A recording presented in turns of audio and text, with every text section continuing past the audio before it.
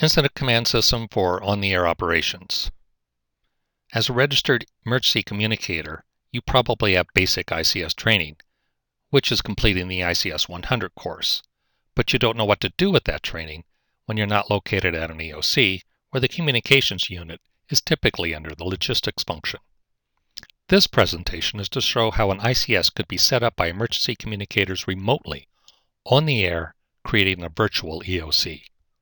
I'm Bob Turner, W6RHK, Section Manager, and serve as the Section Emergency Coordinator for the Orange section of the Amateur Radio Emergency Services. In this presentation, we're going to review what is ICS, the ICS organization, when and why we use ICS, the Amateur Radio Emergency Services, the anatomy of a communications emergency, and ICS for emergency communications. As you've learned in your ICS basic training, ICS is a standardized all-hazard incident management concept and enables a coordinated response among various jurisdictions and agencies, establishes common processes for planning and management of resources, and allows for integration within a common organizational structure. This is that organizational structure for Incident Command, with the Incident Commander, his command staff of the Public Information Officer, Safety and Security Officer, and Liaison Officer. Then the 4 sections of Operations, Logistics, Planning and Intelligence, Finance and Administration. In the next few slides, we'll review each one of these positions. The Incident Commander is in charge. That person establishes command, ensures staff safety, assesses incident objectives, implements the incident action plan, coordinates the overall efforts, maintains a manageable span of control, and authorizes release of information. The Public Information Officer handles the media. They stay in contact with the Incident Commander, they establish a relationship with the media, and maintain communications with the media. They prepare information for release, monitor media for emergency information, keep the staff, client population, and public informed, and brief the incident team chiefs on a regular basis. The Safety and Security Officer, this person's focus is safety. They ensure all personnel follow the highest safety standards, assist with evacuations, they become familiar with the facility and surrounding areas, maintain communications with site operations, and effect closure of dangerous areas. The Liaison Officer manages volunteers and other agencies. They keep the Incident Commander updated as requested or as needed. They maintain communications with outside agencies, volunteer agencies, and other sites. They manage volunteers as they arrive and keep a resource list updated as needed. The Operations Section Chief manages the field work. They direct and coordinate with site operations, ensure safety of operations staff, carry out the incident action plan, keep the Incident Commander informed, request resources through the Incident Commander, and release those resources to the Incident Commander when no longer needed. The Logistics Section Chief oversees the distribution of supplies and people. Logistics Section provides facilities, storage, personnel, supplies and materials, provides support to the incident responders, keeps planning and the Incident Commander informed, and tracks and documents materials distributed. The Planning and Intel Section. This section is the information gatherer and planner. This section collects information, evaluates that information, disseminates information when requested, and develops the incident action plan based on the collected information and the goals as set by the Incident Commander. The Finance and Admin section. They track everything and record everything. They track and document personal injuries, damage, operations cost, personnel time, materials purchased, and reimbursable cost. So when do we use the incident command system? It can be used to manage any type of event or incident. Natural hazards, technological hazards, human-caused hazards, or planned events. Why do we use it? Because it works. It's a proven method of incident command. And it's mandated by the National Incident Management System. So where does the amateur radio emergency services fit into all this? Larry's members provide emergency communication support to virtually any agency and jurisdiction. We move information from the affected area by ARIES members on the ground in the affected area to other members and agencies both inside and outside the affected area. Information may also be transmitted via local frequencies or HF frequencies onto the national traffic system. This is typically used for health and welfare information. Emergency communicators outside the affected area monitor those frequencies during times of crisis and stand ready to relay information or assume the position of net control. So how do we talk to each other during a crisis? When each jurisdiction or agency has their own communication system, everyone needs to communicate, but this limits some of the communications that can be done. ARIES is the glue that can hold everything together because of our unique ability to support virtually any agency or jurisdiction and the public at large. This is the anatomy of a communications emergency when an incident does occur, because message volume will grow quickly as people get on the air. There's going to be confusion. There's going to be radio failures. There'll be antenna failures. You may need relief operators, so on and so forth. This looks like chaos and can become chaos. And that's when we need to rely on our incident command system training and put that into use. So develop the ICS organization on the air with the incident commander, the 3 command staff, PIO, safety and security, and liaison officers, and then establishing the 4 sections: operations, logistics, planning and intel, finance, and administration. ARIES has the unique ability to self-activate. We don't self-deploy, but we self-activate. We do this by turning on our equipment and tuning into those frequencies normally used for ARIES activities. The incident commander would begin by appointing ICS positions on the air as individuals check into the net. They ensure staff safety by reminding volunteers not to deploy unless they're directed to deploy. They assist incident objectives by checking with the served agency and seeing what their communications needs are or what the community needs are. They coordinate the overall effectiveness by monitoring the effectiveness of nets, adding subnets as needed. They maintain a manageable span of control and authorize release of information. The Public Information Officer handles the media. It's critically important for this person to have already established a rapport with the local media.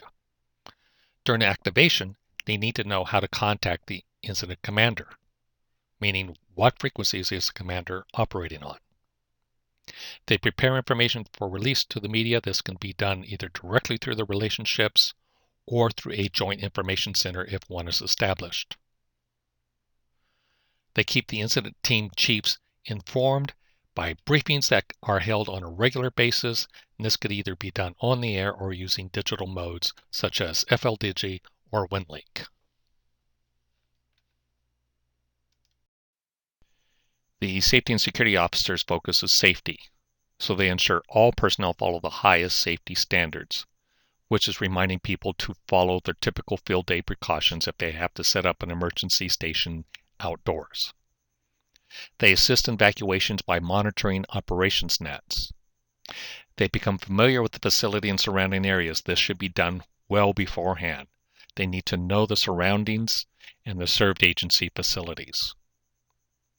They maintain communications with site operations. They affect closure of dangerous areas by monitoring public safety frequencies and inform operations and the incident commander. They prepare and track personal injury reports and give that information over to finance and administration. The liaison officer's responsibility is to manage volunteers and other agencies. So they update the incident commander as requested or as needed, and they maintain communications with the outside agencies, volunteer agencies, and with other sites. They manage volunteers as they arrive or as they get on the air, and they update available resource list as needed. The operations section chief manages the field work, meaning that they direct and coordinate with site operations, working with our served agency if there is one. They ensure safety of operations staff by reminding volunteers not to deploy unless they're requested to do so. They carry out the incident action plan by fulfilling the served agency communications needs. They keep the incident commander informed. This can be done with regular situation updates via digital mode such as OneLink. They request resources through the incident commander and release resources through the incident commander. Remember, resources are also people. The logistics section chief gets and distributes supplies and people. This person knows who has what and how to get it. So they provide facilities, storage, personnel, supplies and materials.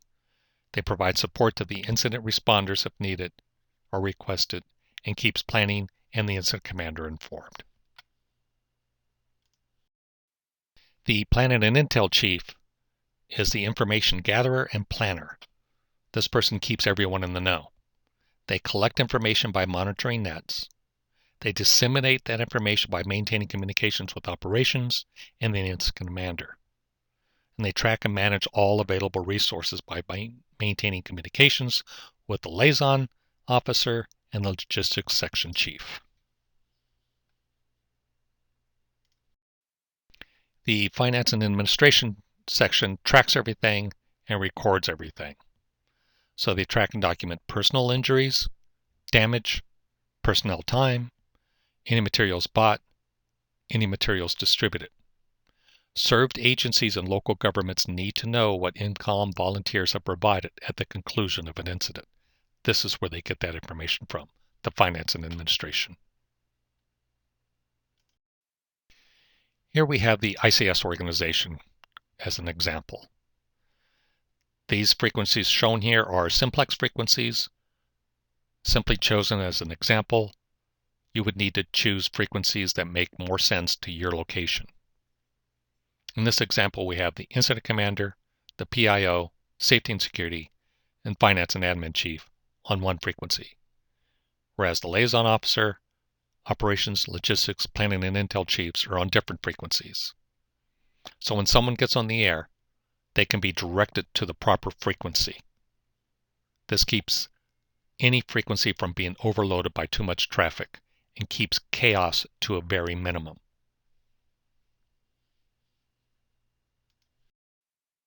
Depending on the size of the incident, the operations section chief may divide the work by geography or by function. In this example, there's one net control operator for the operations subnet who reports up to the incident commander. That person then assigns net control operators for 3 more subnets: East Region Supervisor, West Region Supervisor, and Shelter Group Op Supervisor. Again, this is just an example.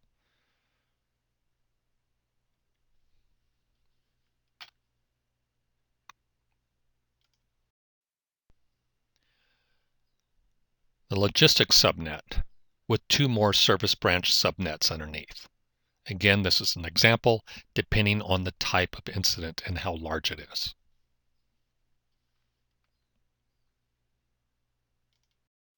Here we have the planning and intel section. Again, each unit may be a separate individual or a single individual for all these groups. ICS expands and contracts as needed.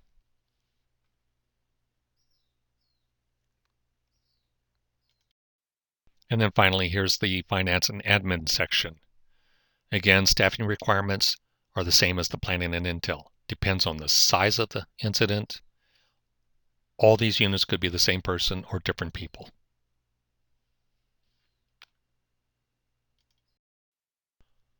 So in review, ICS is a standardized management tool for meeting the demands of a small or large emergency and non-emergency situations. It consists of an incident commander, who's the first on the air, command and general staff, and allows for integration with a common organizational structure under unified command. Why do we use ICS? Because it works. It's able to efficiently support the served agency or the community at large, and it's mandated by California SIMS and the National Incident Management System. The amateur radio emergency services are the boots on the ground, providing communications down to the last mile. And again, we provide support to any agency.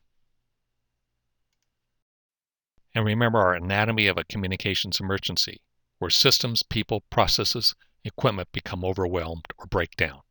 We fall back on our ICS for emergency communications, which can be established on the air and on the fly by emergency communicators, meaning amateur radio operators.